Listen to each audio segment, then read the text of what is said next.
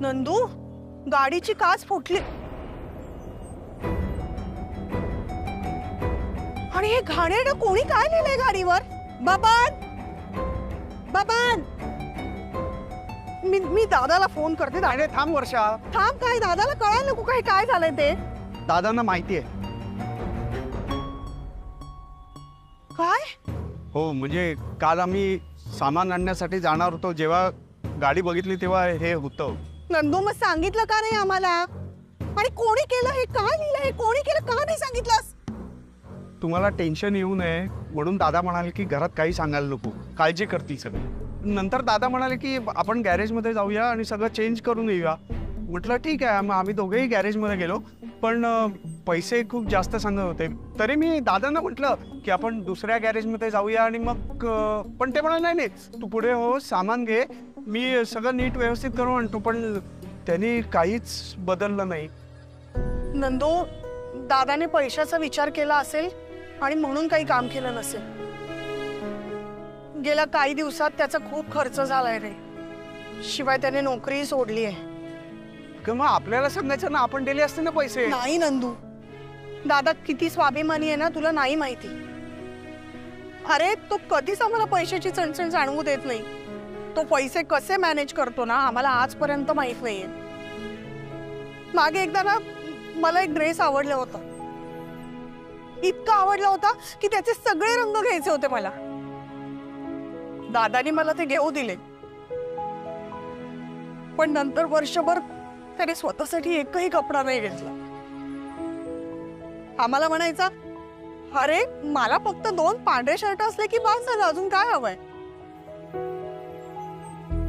तो स्वतः त्रास सहन करेल, स्वतःच स्वतः मॅनेज करेल, आपले लाड करेल, पण आपल्याला कधीच काही जाणवू देणार नाही.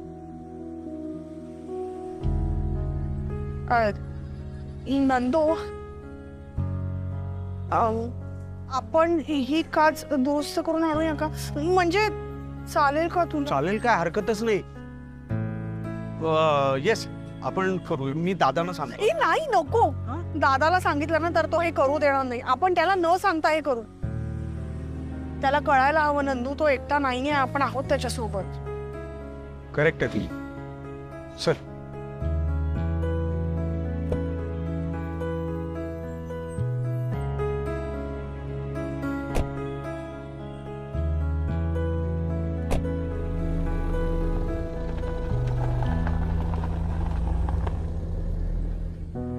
बबन, बबन,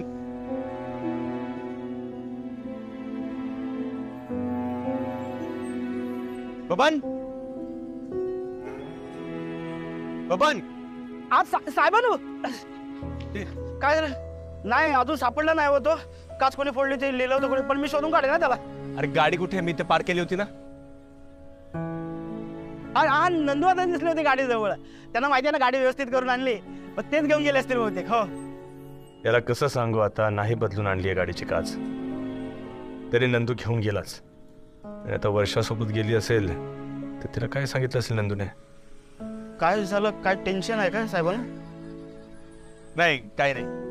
अच्छा, म्हणजे गाडीला कुणी काय करू नये, त्याच्यावर कुणी काय लिहू नये म्हणून काळजी वाटते ना. पण अजिबात तुम्ही टेन्शन घेऊ नका. मी आता व्यवस्थित लक्ष ठेवून बघा. हा, मला काय वाटतं, संध्याकाळी ते पोरं खेळतात ना कंपाऊंडमध्ये, त्यांचे आई वडील त्यांच्यावर लक्ष ठेवत नाहीत व्यवस्थित. मला वाटतं त्यांनीच काहीतरी केलं असणार आहे बघा. तुम्हाला काय वाटतं? हे बघ, मला ते शोधून काढायचं नाही. आता मी तुला सांगितलं ना काल, हे होत राहणार आहे. सोड विषय. असं कसं? पण कळायला तर हवं ना कोणी केलं ते. अरे मी तुला सांगतो ना, नको याच्यामध्ये पडू. जा तुझं काम कर जा. तेच तर माझं काम आहे. आता मी ड्युटीवर असताना गाडीची काच कोणी फोडली, कोणी लिहिलं, हे मला शोधलं पाहिजे ना. माझं काम आहे. बबन, नको याच्यामध्ये पडू. जा तुझं काम कर. माफ करा साहेब, म्हणून नाही शोधणार गाडीवर कोणी काय लिहिलंय ते. हा, पण तुम्हाला काय लागलं तर मला सांगा. हा हा सांग, जा.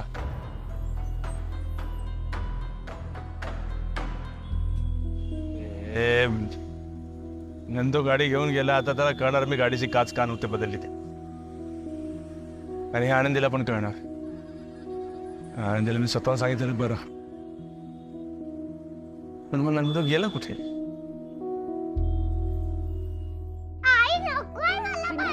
असं नको कर असं चिंगी चल आकर चल घे पाय माझे. कोणी गं कुलूप लावलं तोंडाला? माझ्याकडे चावी आहे.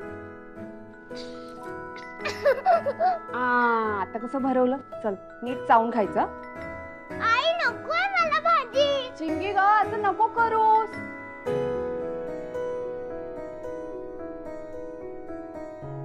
ही छान आनंदात आहे. कसं सांगू याला? सांगितल्यावर हे परत टेन्शन घेणार. आधीच का कमी टेन्शन तिला. आई नको मला. नको चिंगी. अहो बघा ना कशी करतेय. खातच नाहीये. काय झालं? जरा बोलायचं होतं महत्वाचं. आई मी काय म्हणते, मला तू भाजी चपातीचा रोल करून दे ना. त्याच्यात भाजी छान लागेल. आता अशी नुसती खावंसं वाटत नाहीये. ठीक आहे चल. आनंदी, एक मिनिट हा. मला सगळं संपवायचं बरं का. हा छोटा रोल करून दिलाय. हा झाला मला सांग मग मी देते. होय. काय झालं? हे आपल्या गाडीचं ना छोटंसं नुकसान झालं होतं. काय? नाही म्हणजे गाडीची काच फुटली आहे. कोणी फोडली? माहित नाही. म्हणजे मी आणि नंदू जेव्हा सामान आणायला जात होतो ना तेव्हाच लक्षात आलं ते. मग मला सांगितलं का नाही तुम्ही? सांगितलं असतं उगाच तुम्ही नको त्या गोष्टीचं टेन्शन घेत बसलं असतं म्हणून नाही सांगितलं. म्हणजे मी काल खाली आले होते ते मिक्सरचं भांडं द्यायला, तेव्हा काच फुटली होती. मला दिसायला नको म्हणून तुम्ही तिघे जण असे उभे होतात ना. रात्रभर या गोष्टीचा विचार करत बसलात. माझ्याशी बोलला असता तर बरं वाटलं असतं ना नाही तुम्हाला. अगं असं काही नाहीये. आणि काच आहे ती. ठीक आहे ना, ती कोणीतरी दगड मारला. दादा अरे काय स्मूथ चालते रे गाडी. ही घे चावी. काय असं काय म्हणते, स्मूथ चालणारच ना. दादा काय फक्त खास बदलणार होते का? त्यांनी गाडीची सर्व्हिसिंगच करून घेतली. अहो खूप नुकसान झालंय का आपल्या गाडीचं? वहिनी नाही एवढं नाही. काचेला असा छोटासाच क्रॅक गेला होता पण दादानी सगळं व्यवस्थित करून आणलं ना. हो मी आलोच. एक मिनिट. हा काय झालं? आलो पटकन आलो. या ना बसा. या दादा.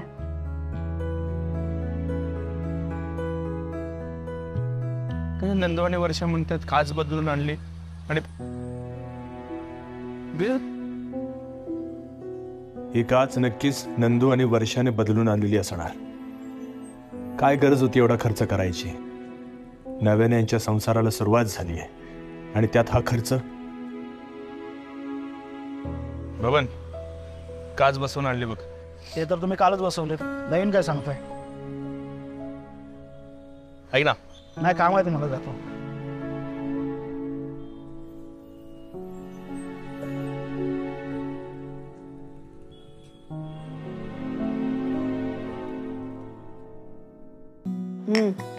जेवली का चिंगी व्यवस्थित? नाही नाही म्हणता म्हणता व्यवस्थित जेवली ती. मला माहिती आहेत ना तिची नाटकं. काही खात नाही ती. एकही भाजी आवडत नाही तिला. पण आता तू आली आहेस ना, तू छान हुशारीने तिला सगळं खाऊ घालतेस. की बाई माझी ही काही चहाची वेळ होती का? जेवणाची वेळ आहे ना. जेवण वाढू का पटकन? नाही नाही नाही, आज आमच्या घरी स्पेशल बेत आहे. वरण भात आणि कुरडई. अरे वा.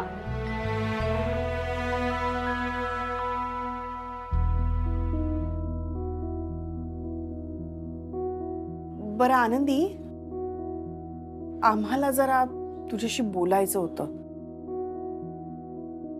बोला. आनंदी, आम्हाला माहिती आहे की गेल्या काही दिवसापासून तुम्हाला खूप वेगवेगळ्या प्रकारचा त्रास सहन करावा लागलाय आणि पैसेही खूप खर्च झालेत ना. खर्च तर झालेत खूप. अचानक एका मागोमाग एक खर्च. आणि यांचा स्वभाव माहिती आहे ना तुम्हाला. कधी काही सांगणार नाही पण टेन्शन आलं असेल ना यांना. मग दादाचं हे टेन्शन कमी करायला हवं आनंदी. आधीच त्याला या सगळ्या प्रकरणाचं खूप टेन्शन आहे. ह्या गोष्टीचा खूप ताण घेतलाय त्यांनी. पण मग आपल्याला खर्चाचं टेन्शन तरी कमी करता येईल ना. खर्च आम्ही कमीच करतोय. नाही म्हणजे काटकसरी करतोय. अजून काय करू शकतो? का नाही म्हणजे वहिनी काटकसर करणं चांगलंच आहे, पण तुम्हाला पैशांची गरज होती तर आमच्याकडे मागायचे आहेत ना पैसे. अहो आम्ही केली असती मदत. अहो मदत काय, हक्काने सांगायचं मला. काय ग? खेपाय माझे, अहो नवीन संसार सुरू झालाय तुमचा, तुम्हाला येऊन कसं सांगणार आम्ही? बहिणी, आमच्याकडे पैसे आहेत. आतापर्यंत तुम्ही आम्हाला एवढी मदत केली, त्याच्या पुढे काहीच नाही. खरं सांगू का नंदू दादा, ह्यांना नाही आवडणार तुमच्याकडनं पैसे घेतलेले, त्यामुळे खरंच असू द्या. म्हणूनच आम्ही तुम्हाला विचारतोय. आणि तू यातलं दादाला काही सांगू नकोस बाई, नाहीतर तो आमची मदत नाही घेणार. हे बघ आनंदी, छोटे मोठे जे काही खर्च असतील ना ते आम्ही अगदीच मॅनेज करू शकू. म्हणजे दादाचं थोडं तरी बर्डन कमी होईल ना. हो. नाही, यांना न सांगता मी एवढी मोठी गोष्ट नाही करू शकत, खरंच नाही. आनंदी, तुला माहितीये ना दादा कसा आहे. तो अजूनही मला लहानच समजतो. मला नोकरी लागलीये, मी कमवतेय, तरी त्याला कळलं ना की मला एखादी वस्तू हवीये की तो स्वतः जाऊन खर्च करून माझ्यासाठी घेऊन येतो. बहीण आहात ना तुम्ही त्यांची, लाड करणारच ते तुमचे. आणि घरच्यांच्या आनंदासाठी ना काही करायला तयार आहेत ते. खर्चाबद्दल कधीच बोलून नाही दाखवणार आपल्याला. हो, पण आनंदी, या घरासाठी माझी पण काही जबाबदारी आहे की नाही. हे बघ, तू कशी तुझ्या आबांची काळजी करतेस, तशी या घरची काळजी करणं ही माझी सुद्धा जबाबदारी आहे. बास. अरे दादा, आला तुम्ही. बास झाल्या गप्पा वर्षा. आता आपण जे सामान आलंय ते नीट बघायला लागेल ना आपल्यालाच. आनंदी, अगं त्या मेकॅनिकचं खरंच कौतुक करायला हवं. खूप व्यवस्थित काम करून दिले त्याने. हो ना, बरं झालं.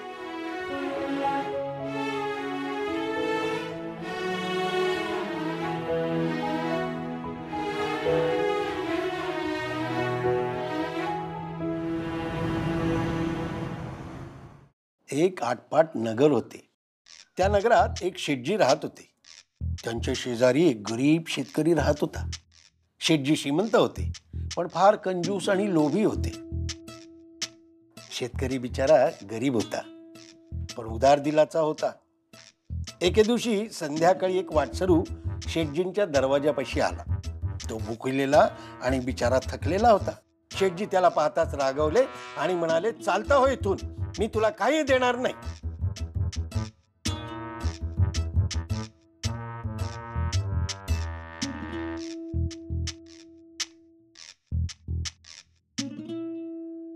बोला, काय झालं? नाही, असं विचारायचं होतं की जाणारच नाही आहेस का तू नोकरीवर? नाही, मी राजीनामा देऊन आलोय. नाही, ते बरं केलं. म्हणजे ती मुलगी जर तिथे असेल ना तर त्या ऑफिसमध्ये जायची काहीच गरज नाही. ते तू खूप चांगलं केलं. पण बाळा, तरी नोकरीचं काहीतरी बघावं लागेल ना राजा. त्या ठिकाणी काय मी जाऊन नोकरी करणार नाहीये. बरोबर. आणि दुसरीकडे कोणी मला सध्या तरी नोकरीवर ठेवणार नाहीये. का असं कसं? अरे नोकरी केली पाहिजे ना राघवा. म्हणजे घर आहे तुझं, घराचा खर्च आहे, पोरीचं शिक्षण आहे. अरे ही काय धर्मशाळा आहे? चालता हो इथून, नाही तर धक्के मारून तुला हाकलून देईल. ऐक, नको तू काळजी करूस, होईल सगळं व्यवस्थित. आणि चिंगी समोर असे विषय नको काढूस. मग कधी काढू? तिन्ही त्रिकाळ पोरगी घरातच असते. शाळेने पण सांगितलं तिला शाळेत आणू नका म्हणून. मग कधी बोलू? मला बोलायचं आहे तुझ्याशी. मी कधी बोलायचं सांग? राघवा, पोलीस असतील का? बाई, तू नको, मी बघते. आले.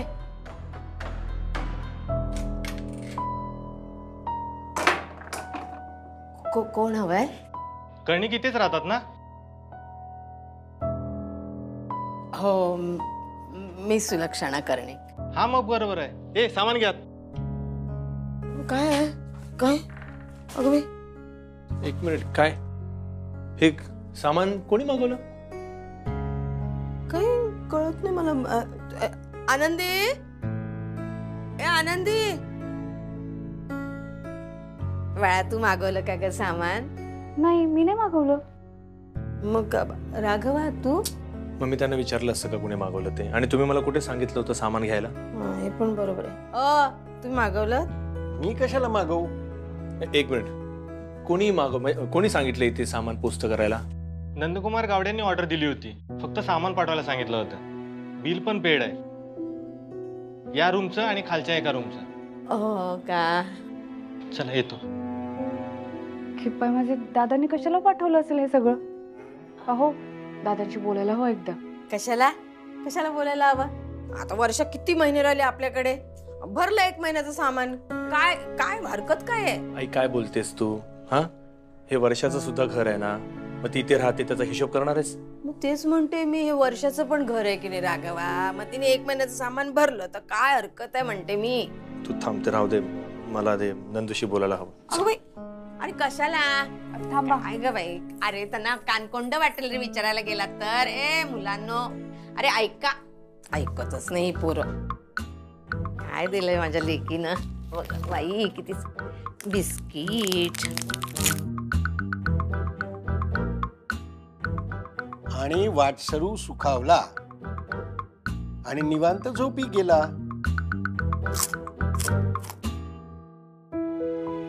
अरे बापरे. वर्षा, हा त्या सगळ्या बरण्या पुरल्या ना? हो हो, पुरल्या पुरल्या. नाही तर पुन्हा तुझ्या बरोबर बाजारात जावं लागलं असतं मला. काय रे नंदू?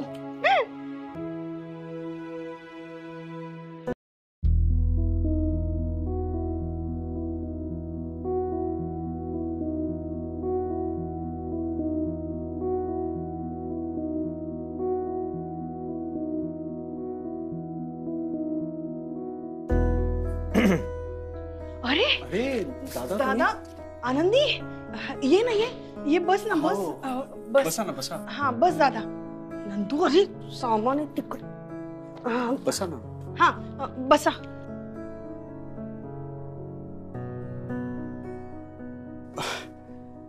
बसा दादा वहिनी. अगं दादा वहिनी आले, चहाचं बघूया का आपण? हो हो, चल. नंदू,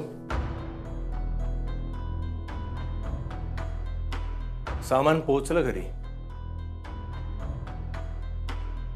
दादा प्लीज चिडू नका.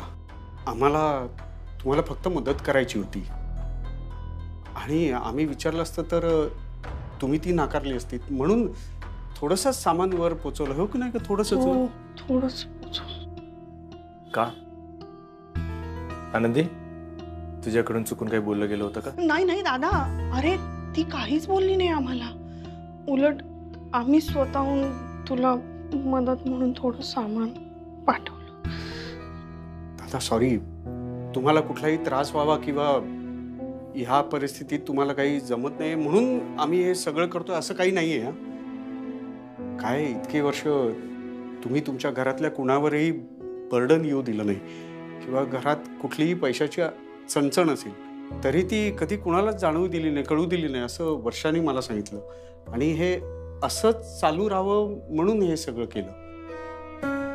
आता चिंगी, आई, बाबा यांना कुठलाच त्रास होऊ नये एवढंच आम्हाला वाटत होतं. हो दादा. काय इतके वर्ष तुम्ही तुमच्या घरासाठी करत आलात, आता आमच्याकडून थोडासा हातभार लावू द्या ना म्हणून. दादा सॉरी.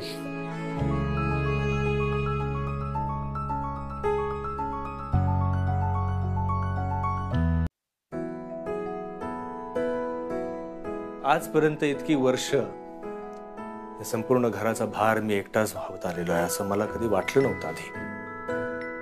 पण आज तुझ्या रूपात मला एक भाऊ लाभलाय एवढं मात्र नक्की. वर्षा, आता खऱ्या अर्थाने मला वाटते की तू खूप मोठी झालीस. आपल्या घराचा भार उचलणं काय असतं आणि घरात कुठल्या गोष्टी लागतील ह्यासाठी सतत धडपड करत राहणं, या सगळ्या गोष्टी करत असतानाचा प्रयत्न तुझा मी पाहतोय. मला आता असं अजिबात वाटत नाही की मी एकटा आहे. तुम्ही सगळे माझ्यासोबत आहात आपल्या हे संपूर्ण कुटुंब सांभाळण्याकरता. थँक्यू. अरे दादा, थँक्यू का म्हणतोय? नाही, खरंच थँक्यू. कारण कठीण परिस्थिती जी आली ना त्यामुळेच खरं तर कळतं की आपलं कोण आणि परकं कोण. आणि एक महत्वाची गोष्ट कळते की काही झालं, दुनिया इकडची तिकडे होते, पण आपलं कुटुंब असतं ना, ते कायम आपल्या सोबत असतं. आपलं कुटुंब आपली कधी साथ सोडत नाही.